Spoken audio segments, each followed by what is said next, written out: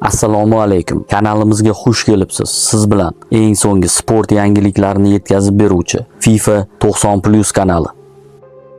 Qatar yashil maydonlarida davom etayotgan FIFA U17 jahon chempionatining birinchi turida o'smirlarimiz Paragvay o'smirlari ustidan 2-1 hisobida ajoyib g'alabaga erishdi. Terma jamoamiz tomonidan kiritilgan gollarga Azizbek Abdumo'minov mualliflik qildi. Ushbu ajoyib g'alabadan so'ng terma jamoa ustozi Islombek Ismoilov hamda uchrashuvning eng yaxshi o'yinchisi Azizbek Abdumo'minovlar o'z fikrlarini bildirdi.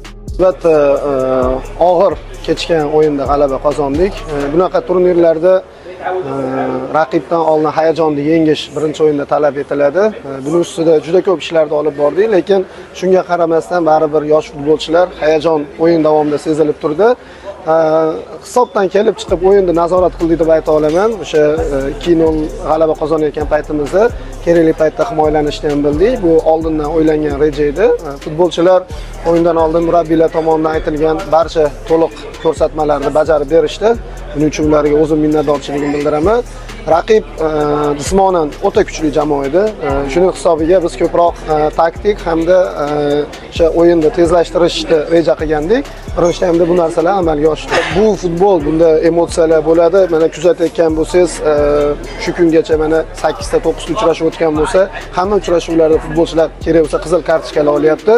Endi biz o'yindan oldin bu narsalarni tushuntiramiz, ogohlantiramiz. Har bitta epizod bo'yicha futbolchilar bilan ruhiy holati bo'yicha alohida ishlaymiz, lekin o'yinda baribir yosh bilan bog'liq deb o'ylayman. Lekin bularni ko'rib chiqamiz. Eng muhimi g'alaba qozonish edi. Buni futbolchilar uddalashdi. Avvalambor assalomu alaykum. Butun O'zbekiston xalqini g'alaba bilan tabriklayman. Birinchi o'yin muhim o'yin edi. Biz uchun trenerlarimizni bergan topshiriqlarni maksimalni bajarishga harakat qildik. Keyingi o'yinlarda ham zo'r o'yin ko'rsatishga harakat qilamiz. Xudo xohlasa kubokni O'zbekistonga olib ketamiz. Olg'a O'zbekiston! Ikkinchi turda o'smirlarimiz Irlandiya o'smirlariga qarshi maydonga tushadi.